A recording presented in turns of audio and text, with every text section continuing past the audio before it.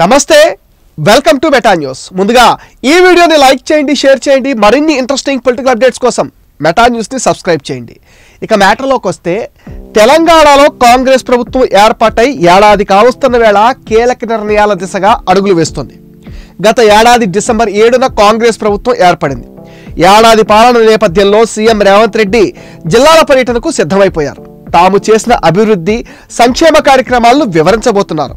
ఈ నెల 19 నుంచి వచ్చే నెల 9వ తేదీ వరకు పలు జిల్లాల్లో పర్యటించేలా షెడ్యూల్ అయితే ఖరారు చేశారు. ఇప్పటికే ఈ నెల 14 నుంచి డిసెంబర్ 9 వరకు ప్రజా విజయోత్సవాల పేరుతో సెలబ్రేషన్స్ నిర్వహిస్తోంది. డిసెంబర్ 9న హైదరాబాద్లో జరిగే ప్రజా విజయోత్సవం ముగింపు సభను భారీ స్థాయిలో ప్లాన్ చేస్తున్నారు. ఏఐసిసి అగ్రనేతలు సోనియా గాంధీ, రాహుల్, ప్రియాంకను ఇన్వైట్ చేయాలని భావిస్తున్నారు. ఈ క్రమంలోనే మంత్రివర్గ సభ్యులతో పాటు సీఎం ఉన్నతాధికారులతో కలిసి జిల్లా పర్యటనలకు శ్రీకారం చుట్టనుండటం ప్రాధాన్యత సంతరించుకుంది. 6 గ్యారంటీలు సహా ఎన్నో హామీలు ఇచ్చి పవర్లోకి వచ్చింది కాంగ్రెస్. అధికారంలోకి వస్తూనే ఫ్రీ బస్ పథకాన్ని అమల్లోకి తీసుకొచ్చింది. ఆ తర్వాత రుణమాఫీ కోసం ధైర్యంగా ముందుకెళ్ళింది. ఆర్థిక లోటు ఉన్నా ఇప్పటికే 22 లక్షల మంది రైతులకు 18,000 కోట్లు రుణాల మాఫీ చేసినట్లుగా ప్రభుత్వం అయితే చెప్తుంది. మరో 13,000 కోట్లు త్వరలోనే రైతుల ఖాతాలో జమ చేయనున్నట్లుగా మంత్రులు కూడా చెప్తున్నారు. ఇక 200 యూనిట్ల లోపు ఫ్రీ పవర్, సబ్సిడీ సిలిండర్ అమలవుతున్నాయి. అది పూర్తి స్థాయిలో జరగకపోవడంతో కొంత వ్యతిరేక పవనాలు అయితే వీస్తున్నాయి.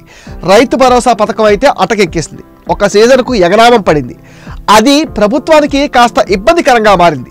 చేయని వాటి సంగతి ఎలా ఉన్నా చేసినవి కూడా చెప్పుకోలేకపోతున్నామనే అసంతృప్తితో ప్రభుత్వం ఉంది.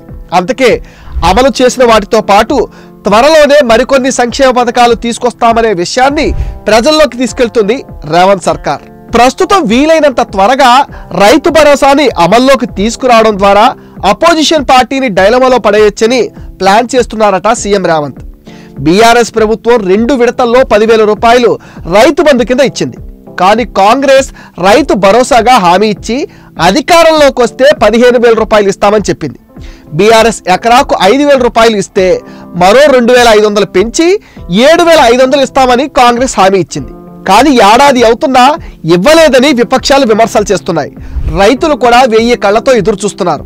దీంతో ఏడాది పాలన పూర్తవుతున్న నేపథ్యంలో ఎలాగైనా రైతు భరోసా హామీని నెరవేర్చాలని భావిస్తుందట రేవంత్ సర్కార్. రైతు భరోసా కింద నిధులు సర్దుబాటు చేయాలని ఆర్థిక శాఖను సీఎం రేవంత్ రెడ్డి ఆదేశించారట. అయితే లిమిట్ పెట్టి సాగులో ఉన్న భూములకే రైతు భరోసా ఇవ్వాలని చూస్తోంది రేవంత్ సర్కార్. మరోవైపు మహిళలకు నెలకు 2,500 ఇచ్చే స్కీమ్ గైడ్ లైన్స్ కూడా రిలీజ్ చేస్తారట. దీనికి సంబంధించి విధి విధానాలు ఖరారవుతున్నట్లుగా తెలుస్తోంది. ఇలా 2 ప్రధాన హామీలు అమలు చేసి ప్రజా వ్యతిరేకతను చల్లబరచడంతో పాటు అపోజిషన్కు బ్రేకులు వేసే ప్లాన్లో ఉన్నారట సీఎం రేవంత్ రెడ్డి. ఇది మెటా న్యూస్ అప్డేట్. ఈ వీడియో పైన మీ విలువైన ఒపీనియన్ని కామెంట్ సెక్షన్లో పోస్ట్ చేయండి. మీరు ఇచ్చే కామెంట్స్తో మరిన్ని ఇంట్రెస్టింగ్ వీడియోలు మీకు అందిస్తాం. ఫ్రెండ్స్, మీరు ఇచ్చిన సపోర్ట్తోనే ఈరోజు మేము 100K రీచ్ అయ్యాం. మీ సపోర్ట్ని మరింత ఎక్స్టెండ్ చేస్తారని మనస్ఫూర్తిగా ఆశిస్తున్నాం. దానికోసం మీరు చేయాల్సిందల్లా ఈ వీడియోస్ని లైక్ చేయండి, షేర్ చేయండి, మెటా న్యూస్ని సపోర్ట్ చేయండి, సబ్స్క్రైబ్ చేయండి.